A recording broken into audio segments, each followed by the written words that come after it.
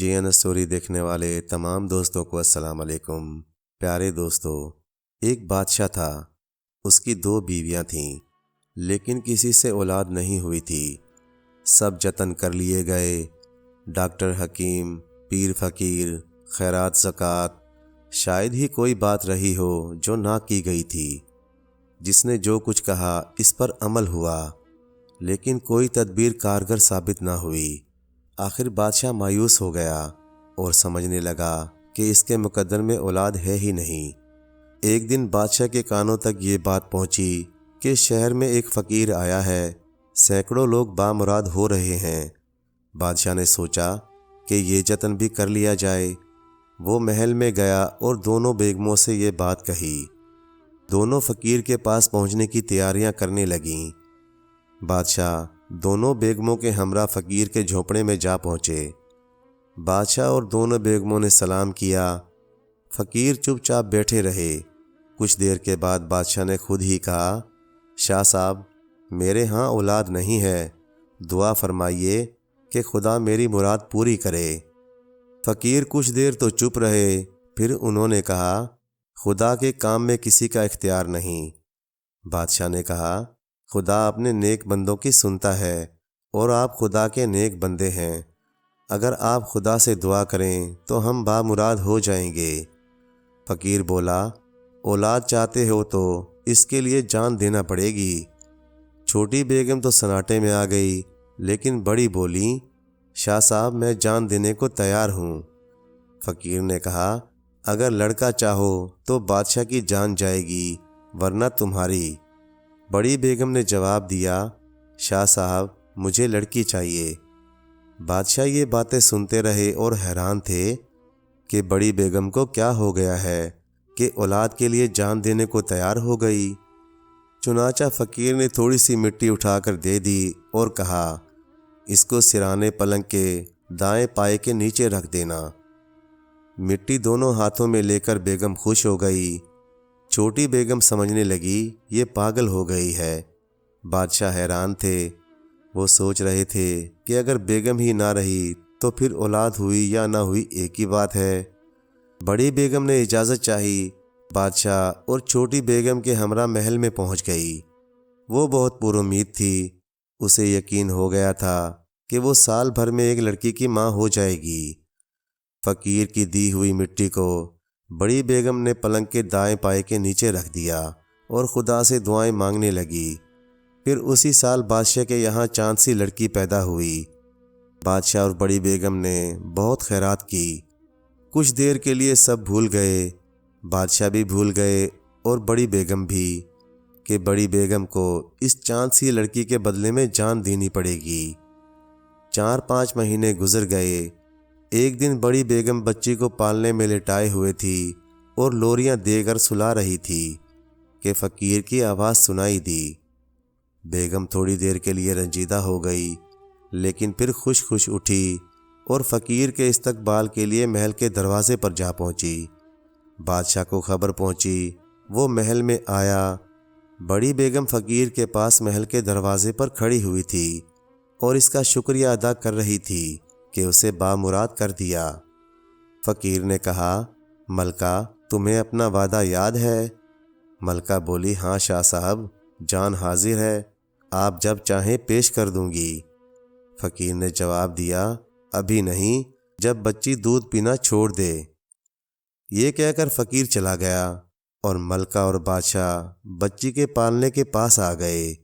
بادشاہ نے کہا، ملکہ جان دینا کوئی عقل مندی نہیں، یہ فقیر تمہارا کچھ بھی نہیں بگاڑ سکتا۔ میں ایسے انتظام کر دوں گا کہ وہاں تک کسی کا سایہ بھی نہیں جا سکے گا۔ بیگم تو یہی چاہتی تھی۔ وہ بادشاہ کے کہنے میں آ گئی اور وعدہ خلافی پر آمادہ ہو گئی۔ بادشاہ نے اس سے کہا، میں تمہارے لیے ایک لوہے کا محل بنوا دوں گا، اس کے اندر ہر قسم کے انتظامات ہوں گے، تمہیں کوئی نقصان نہیں پہنچا سکے گا۔ اگر موت بھی آنا چاہے گی تو وہاں پر نہیں مار سکے گی، تم بالکل اطمینان رکھو۔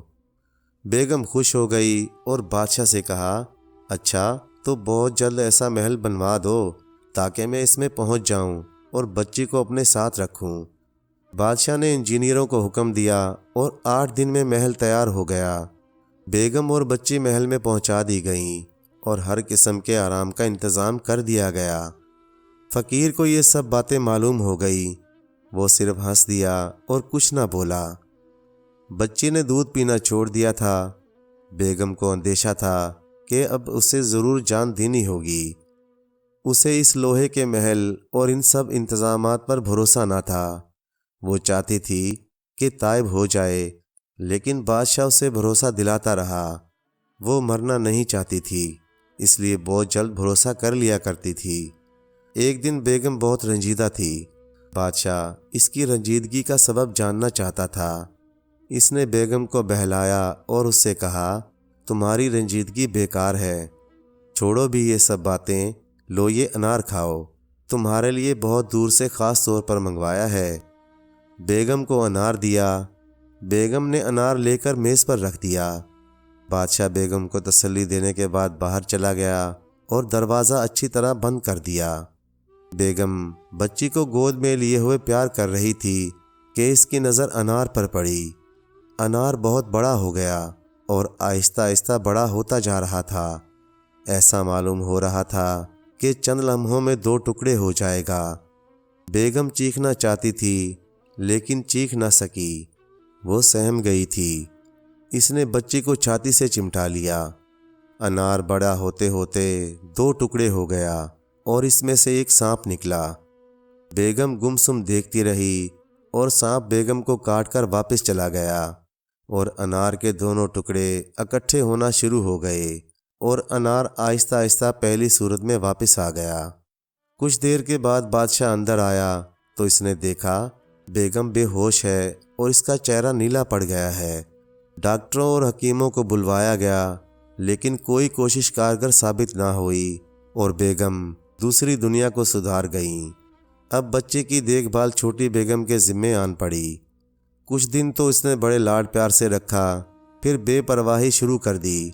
جب اسے یہ خیال آیا کہ یہ بیٹی تو بڑی بیگم کی کہلائے گی، میں کیوں گلے کا ہار بنائے رکھوں؟ اس نے سوچا کہ کسی طرح اس سے دامن چھڑایا جائے۔ ایک رات اس نے بچی کو 2 آدمیوں کے سپرد کر دیا اور ان سے کہا کہ اسے دور کسی جنگل میں جا کر مار ڈالو، بادشاہ کو کانوں کان خبر نہ ہو۔ اس نے سوچا جب بادشاہ پوچھے گے تو کوئی ایسا ویسا بہانہ بنا لوں گی اور پھر اپنی محبت سے یقین بھی دلا دوں گی۔ دوسری طرف جنگل میں پہنچ کر دونوں آدمیوں نے مشورے شروع کیے۔ انہوں نے بہت سوچنے سمجھنے کے بعد فیصلہ کیا کہ کہیں چھوڑ کر چلے جائیں، اس کی زندگی ہوگی تو بچ جائے گی ورنہ کوئی جنگلی جانور کھا جائے گا۔ انہوں نے بچی کو ایک درخت کے نیچے ٹوکری میں لٹا دیا اور واپس چلے گئے۔ جب بچی کو بھوک لگی تو اس نے دونوں ہاتھ پاؤں مارے اور رونے لگی۔ کہیں قریب ہی ایک ہرنی اپنے بچوں کو دودھ پلا رہی تھی۔ اس نے آواز سنی تو وہ اس درخت کے نیچے پہنچی اور بچی کو چاٹ چاٹ کر پیار کرنے لگی۔ بچی نے رونا بند کر دیا۔ اسے محسوس ہوا گویا اسے اس کی ماں کا پیار مل گیا۔ ابھی صبح ہونے میں دیر تھی کہ ایک لکڑہارا ادھر آ نکلا۔ اس نے سوچا تھا کہ صبح ہونے سے پہلے ہی لکڑیاں کاٹ لاؤں گا ورنہ جنگل سے لکڑیاں لانی پڑیں گی اور ٹھیکیدار کے آدمی پکڑ لیں گے۔ اس نے دیکھا کہ ہرنی بچی کو چاٹ رہی ہے اور بچی انگوٹھا چوس رہی ہے۔ ہرنی لکڑہارے کو اپنی طرف آتے ہوئے دیکھ کر بھاگ گئی اور لکڑہارے نے بچی کو اٹھا لیا۔ اسے بچی بہت پیاری لگی۔ وہ لکڑیاں کاٹنا بھول گیا اور بچی کو اٹھائے ہوئے گھر پہنچا۔ اس کی بیوی خوبصورت سی بچی پا کر بہت خوش ہوئی۔ صبح ہوتے ہوتے پاس پڑوس میں بات پھیل گئی اور عورتیں مبارکباد دینے کے لیے آنے لگیں۔ لکڑہارے کی بیوی پھولے نہ سماتی تھی۔ وہ سمجھتی تھی جیسے یہ اس کی اپنی بیٹی ہو۔ جو بھی عورت بچی کو دیکھتی یہی کہتی کہ بہت خوش نصیب بچی ہے۔ دن گزرتے گئے اور بچی بڑھتی گئی۔ سب لوگ اسے نادرا کے نام سے پکارتے تھے۔ جس دن سے بچی اس گھر میں آئی تھی ہر کام میں برکت ہونے لگی تھی اور کسی بات کی تنگی نہ رہی تھی۔ لکڑہارے کی بیوی تو اپنے بچوں کو زیادہ پیار کرتی تھی اور ان کا زیادہ خیال رکھتی تھی۔ لیکن لکڑہارا بچوں سے کہیں زیادہ اس بچی کا خیال رکھتا تھا اور جب باہر سے آتا تھا تو اس سے پوچھتا تھا۔ اس بات سے لکڑہارے کی بیوی بچی سے جلنے لگی تھی، لیکن اس کا کچھ بس نہ چلتا تھا۔ لکڑہارے کے آگے پیچھے چاہے اسے ٹیڑھی آنکھ سے دیکھے، لیکن لکڑہارے کے سامنے اس کا حوصلہ نہ پڑتا کہ وہ بچی اور اپنے بچوں میں فرق رکھے۔ نادرہ 11 برس کی ہو گئی تھی، وہ نگاہوں کے فرق کو محسوس کرنے لگی تھی۔ ایک دن لکڑہارے کی بیوی نے اسے ذرا کڑی نگاہ سے دیکھا۔ اسے تکلیف ہوئی، وہ تنہائی میں جا کر رونے لگی اور روتے روتے سو گئی۔ اس نے خواب میں اپنی ماں کو دیکھا۔ ماں اس کے آنسو پونجھ رہی تھی اور اسے تھپک تھپک کر سلانے کی کوشش کر رہی تھی۔ اسی دن لکڑہارا بہت خوش گھر واپس آیا اور بیوی کو اشرفیوں کی تھیلی دی۔ پھر پوچھا، نادرہ بیٹی کہاں ہے؟ جب سے وہ اس گھر میں آئی ہے، اس گھر کے بھاگ جاگ اٹھے ہیں۔ بیوی خاموش رہی تو لکڑہارا بولا، بتاؤ میری بیٹی کہاں ہے، میں خود جا کر اسے لاتا ہوں۔ لکڑہارے نے دیکھا کہ نادرہ سو رہی ہے اور اس کی آنکھوں سے آنسو بہہ رہے ہیں۔ وہ تل ملا اٹھا۔ اس نے نادرہ کو جگایا اور کہا، کیا ہوا بیٹی؟ یہ کیا کہ سوتے ہوئے رو رہی تھی؟ کوئی تکلیف تو نہیں ہے؟ نادرہ نے جواب دیا، نہیں ابا، کوئی بھی تکلیف نہیں، مجھے تو کچھ بھی معلوم نہیں، کیا میں سوتے سوتے رو رہی تھی؟ لکڑہارے نے بہت پیار سے اسے اپنے پاس بٹھا لیا اور کہا، کتنی بھولی اور کتنی معصوم ہے میری بیٹی۔ پھر سب نے مل کر کھانا کھایا اور خوش ہو گئے۔ سارا گھر ایک باغ بن گیا اور نادرہ اس باغ کی شہزادی معلوم ہونے لگی۔ اسی طرح 7 برس اور بیت گئے اور وہ 18 برس کی خوبصورت لڑکی ہو گئی۔ ایک دن جب وہ جنگل میں گائے چرا رہی تھی تو اس طرف ایک شہزادہ شکار کھیلتے کھیلتے آ نکلا۔ وہ ایک ہرن کے پیچھے گھوڑا دوڑاتے دوڑاتے اپنے ساتھیوں سے بچھڑ گیا تھا۔ ہرن اس کی زد سے باہر چلا گیا تھا اور اس دوڑ دھوپ سے اسے پیاس لگنے لگی تھی۔ شہزادے نے نادرہ کو دیکھا۔ نادرہ نے شہزادے کو اپنی طرف دیکھتے ہوئے کہا، کیا پیاس لگی ہے؟ اگر دودھ پیو تو گائے قریب ہے، ابھی تازہ دودھ نکال دیتی ہوں۔ پانی تو ذرا دور سے لانا پڑے گا، یہاں سے میرا گھر 1 میل دور ہے۔ اگر پانی ہی پینا ہے تو میرے ساتھ میرے گھر چلو۔ یہ کہہ کر نادرہ گھر کی طرف چلنے لگی اور شہزادہ اس کے پیچھے پیچھے ہو لیا۔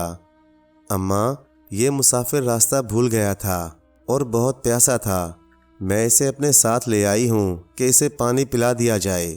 گھر پہنچ کر نادرہ نے اپنی ماں سے کہا۔ لکڑہارے کی بیوی نے مسافر کو دیکھا تو اس کی آنکھیں کھلی کی کھلی رہ گئیں۔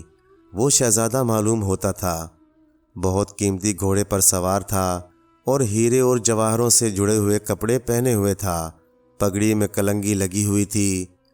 نادرہ نے چھاچھ کا کٹورا بھر کر دیا اور کہا، کچھ کھائیے گا بھی آپ؟ شہزادے نے کہا، نہیں، صرف پیاس تھی۔ چھاچھ کا کٹورا پی چکا تو شہزادہ وہاں سے روانہ ہو گیا۔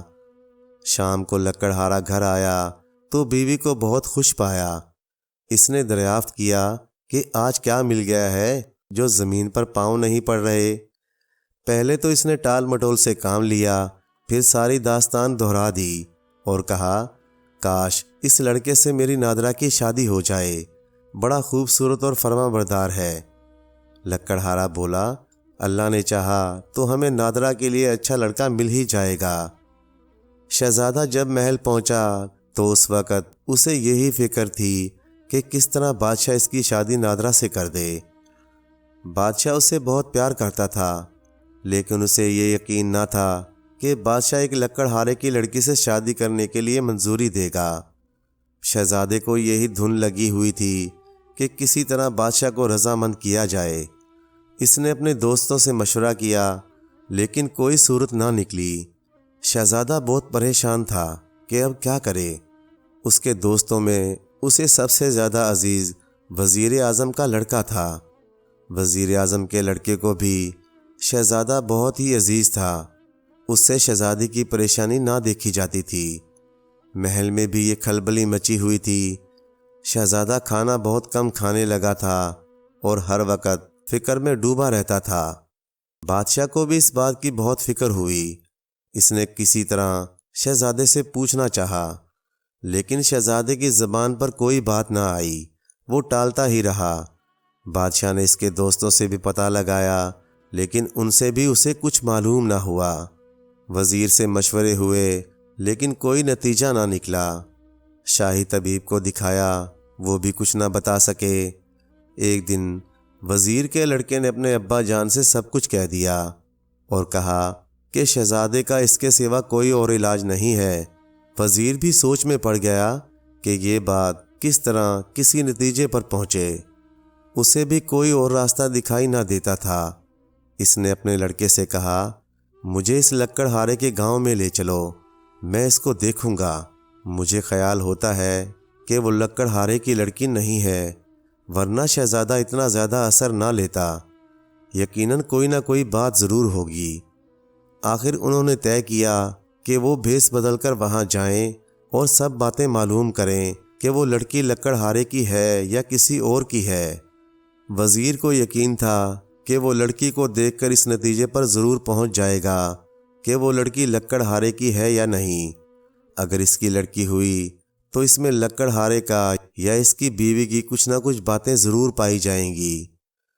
دوسرے دن باپ بیٹا دونوں دیہاتیوں کے بھیس میں لکڑہارے کے گاؤں میں پہنچے تو اس وقت شام رات میں تبدیل ہونے لگی تھی۔ وزیر نے ایک دیہاتی سے دریافت کیا کہ اس گاؤں میں چوپال تو ضرور ہوگی۔ اس دیہاتی نے بتایا کہ یہاں چوپال نہیں ہے، بہت چھوٹا سا گاؤں ہے اور آبادی سے بالکل ایک طرف یہاں ایک لکڑہارا رہتا ہے۔ پہلے وہ جنگل سے لکڑیاں کاٹ کر لاتا تھا، اپنا اور اپنے بچوں کا پیٹ بھرتا تھا، لیکن اب اچھا کاروبار کرتا ہے، چھوٹے جنگلوں کا ٹھیکہ لے لیتا ہے، جو مسافر آتا ہے اس کے یہاں ٹھہرتا ہے۔ اس کا گھر چوپال کا کام بھی دیتا ہے۔ باپ نے دیہاتی سے اور معلوم کرنا چاہا کہ کتنے عرصے میں وہ جنگل سے لکڑیاں کاٹ کر لانے والے لکڑہارے سے کاروباری ہو گیا ہے۔ دیہاتی بولا، 12-13 سال پہلے اس کے یہاں ایک وقت کی روٹی ہوتی تھی اور ایک وقت نہیں۔ اسے ایک صبح جنگل سے ایک چھوٹی سی بچی ملی۔ اس دن سے وہ دن رات پھلتا پھولتا جا رہا ہے، جیسے اس کے گھر میں سونا برسنے لگا ہو۔ دیہاتی سے اتنی بات سن کر وزیر اور اس کا لڑکا لکڑہارے کے مکان کی طرف چل پڑے۔ اس کا یہ خیال تو درست نکلا کہ وہ لڑکی لکڑہارے کی نہیں ہے۔ اب یہ بات باقی رہ گئی تھی کہ لڑکی کو دیکھ کر اندازہ کر لے کہ وہ لڑکی کس کی ہو سکتی ہے۔ دونوں لکڑہارے کے مکان پر پہنچے اور وزیر نے دروازے پر دستک دی۔ لڑکی باہر آئی اور پوچھا، کون ہے؟ وزیر اعظم نے بتایا کہ ہم دیہاتی ہیں، اس گاؤں میں رات پڑ گئی تھی، چاہتے ہیں کہ رات یہاں رہ جائیں، پھر صبح یہاں سے اپنی منزل کی طرف چلے جائیں گے۔ یہ کہہ کر وزیر نے لڑکی کو سر سے پاؤں تک دیکھا اور اسے یقین ہو گیا یہ لڑکی کسی معمولی خاندان کی لڑکی نہیں ہے، ہو نہ ہو کوئی شہزادی ہوگی۔ وزیر اسی خیال میں ڈوبا رہا اور لڑکی نے واپس جا کر لکڑہارے کو بتایا کہ 2 مسافر آئے ہیں، رات بھر یہیں رہیں گے اور صبح اپنی منزل کی طرف چلے جائیں گے۔ لکڑہارا دروازے پر پہنچا اور ان دونوں دیہاتیوں کو اس کے کمرے میں لے گیا، جہاں مسافر رات بھر رہ کر صبح چلے جاتے تھے۔ انہیں وہاں بٹھا کر خود اندر پہنچا اور 2 آدمیوں کا بھرپور کھانا لے کر واپس آیا۔ کھانے کے بعد بہت سی باتیں ہوتی رہیں، جن سے وزیر اعظم کو اور بھی کئی باتیں معلوم ہوئیں، لیکن وہ یہ نہ سمجھ سکا کہ یہ لڑکی جنگل میں آئی کیسے اور اسے کون چھوڑ گیا اور کیوں۔ صبح ہوتے ہی وہ دونوں جانے لگے، لیکن لکڑہارے نے انہیں روکا اور ناشتے کے بعد رخصت ہونے دیا۔ وزیر اعظم سوچ میں ڈوبا رہا، لیکن وہ ان باتوں سے زیادہ معلوم نہ کر سکا۔ جب تک سب باتیں پوری طرح معلوم نہ ہو جائیں، اس وقت تک وہ بادشاہ سے اس سلسلے میں کوئی بات نہیں کرنا چاہتا تھا، کیونکہ بادشاہ ہرگز نہ مانے گا، ورنہ وہ رعایا اور دوسرے بادشاہوں میں نیچا ہو جائے گا۔ اسی سوچ میں سب تھے، شہزادہ اور وزیر بھی اسی سوچ میں تھے، اور ملکہ بھی، اور شہزادے کے سارے دوست بھی، کہ ایک دن یہ خبر مشہور ہو گئی کہ ریاست میں ایک بہت پہنچا ہوا فقیر آیا ہے۔ بادشاہ نے بھی یہ خبر سنی اور ملکہ نے بھی۔ ملکہ نے بادشاہ سے کہا اور بادشاہ نے وزیر اعظم سے مشورہ کیا۔ آخر یہ بات طے ہوئی کہ وزیر اعظم فقیر کے پاس جائے اور شہزادے کا کوئی علاج پوچھے تاکہ دربار اور محل کی پریشانی ختم ہو۔ وزیر اعظم اسی دن فقیر کے پاس جا پہنچا اور جا کر چپ چاپ ہو کر بیٹھ گیا۔ جب بہت دیر ہو گئی اور تھوڑے سے لوگ باقی رہ گئے تو فقیر سے وزیر نے کہا، شاہ صاحب مجھے کچھ عرض کرنا ہے۔ فقیر بولا، کہو جو کہنا ہے تمہیں۔ وزیر نے نہایت عقیدت سے کہا، یہ لوگ بھی چلے جائیں تو کچھ عرض کروں۔ فقیر نے جواب دیا، اچھا تو اس وقت تک بیٹھے رہو جب تک سب لوگ چلے نہ جائیں۔ جب سب لوگ چلے گئے، صرف ایک دو آدمی رہ گئے تو وزیر نے کہا، شاہ صاحب شہزادے کا کوئی علاج کیجئے، اس کی وجہ سے محل میں بھی پریشانی ہے اور دربار میں بھی۔ فقیر چپ رہا، جیسے وہ شہزادے کی پریشانی کا سبب روحانی طاقت سے معلوم کر رہا ہو۔ تقریباً آدھے گھنٹے کے بعد وہ بولا، شہزادہ اچھا ہو جائے گا، لیکن اسے اس لکڑہارے کی لڑکی سے شادی کرنا ہوگی جو یہاں سے کوسوں دور بادشاہ کی ریاست سے باہر ایک جنگل میں رہتا ہے۔ اگر اس نے شادی نہ کی تو اس کی جان کو خطرہ ہے۔ شاہ صاحب یہ کیسے ہوگا؟ شہزادہ اور لکڑہارے کی لڑکی سے شادی کرے؟ وزیر اعظم بولا۔ فقیر نے کچھ سختی سے کہا، ہم اور کوئی بات نہیں بتائیں گے، سب باتیں وقت پر معلوم ہو جائیں گی۔ وزیر چپ ہو گیا اور تھوڑی دیر کے بعد آداب کر کے چلا گیا۔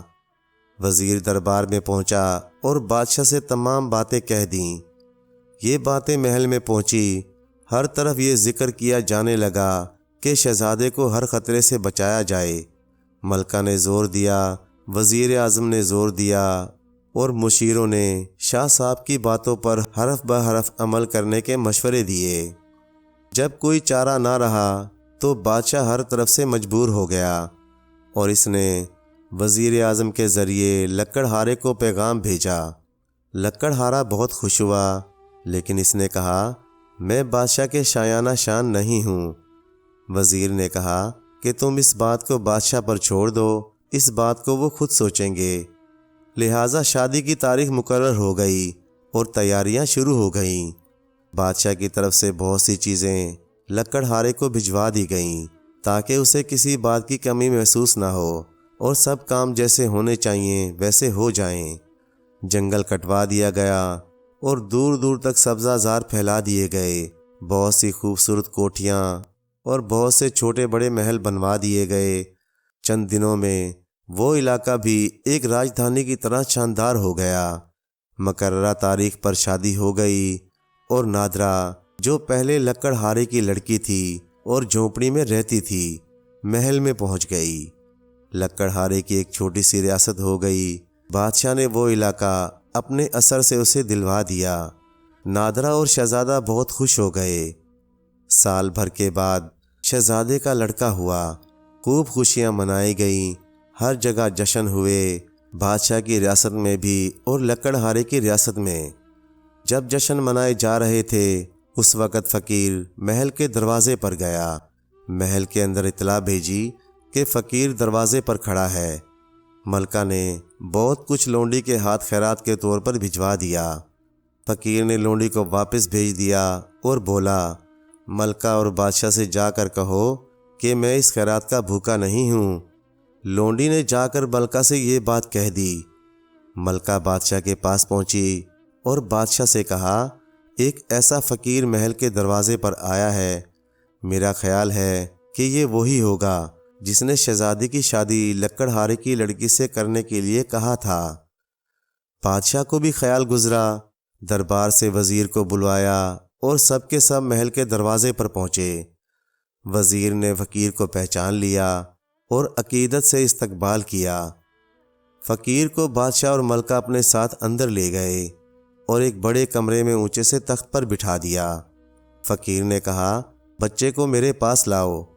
ملکہ خود گئی اور بچہ لا کر فقیر کی گود میں ڈال دیا۔ فقیر نے دعا کی اور بادشاہ سے مخاطب ہو کر بولا، یہ لڑکی لکڑہارے کی بیٹی نہیں ہے، یہ ایک بادشاہ کی شہزادی ہے۔ اس کی 2 بیویاں تھیں، اس کی کوئی اولاد نہ تھی۔ میں اس شہر میں گیا، میں نے دعا کی اور یہ شرط لگائی کہ لڑکی چاہو گے تو ملکہ کی جان دینی ہوگی، اگر لڑکا چاہو گے تو بادشاہ کی۔ بڑی ملکہ نے لڑکی چاہی، لیکن بعد میں وہ بادشاہ کے کہنے میں آ کر اپنے وعدے کو بھول گئی اور بادشاہ اس کے لیے ایک انار لایا۔ کسی کو پتہ نہیں، صرف ملکہ جانتی تھی، یا خدا کے کرم سے میں۔ اس انار سے ایک سانپ نکلا، اس نے ملکہ کو ڈس لیا، ملکہ مر گئی۔ یہ لڑکی چھوٹی ملکہ کی پرورش میں آ گئی، لیکن اس نے اسے ایک مصیبت سمجھا اور کچھ آدمیوں کو جنگل میں مار کر پھینک آنے کے لیے تیار کیا۔ وہ آدمی خدا کے خوف سے ڈرے اور اس لڑکی کو جنگل میں زندہ چھوڑ گئے۔ وہاں سے یہ لکڑہارا اس لڑکی کو اٹھا لایا۔ یہ خدا کا حکم تھا۔ بادشاہ، تمہیں یہ بچہ مبارک ہو اور یہ ہونہار شہزادی جو تمہاری بہو بنی ہے مبارک ہو۔ فقیر نے بچے کی پیشانی کو بوسہ دیا اور محل سے چل پڑا۔ جشن کی رونق دوبالا ہو گئی۔ بادشاہ بھی اور رعایا بھی دل سے خوشیاں منانے لگے۔ پیارے دوستو، کہانی اچھی لگے تو لائک کریں، چینل کو سبسکرائب کر دیں اور مزید اسی طرح کی قصے کہانیاں دیکھنے کے لیے دیکھتے رہیں جی این اسٹوری ٹی وی۔ شکریہ۔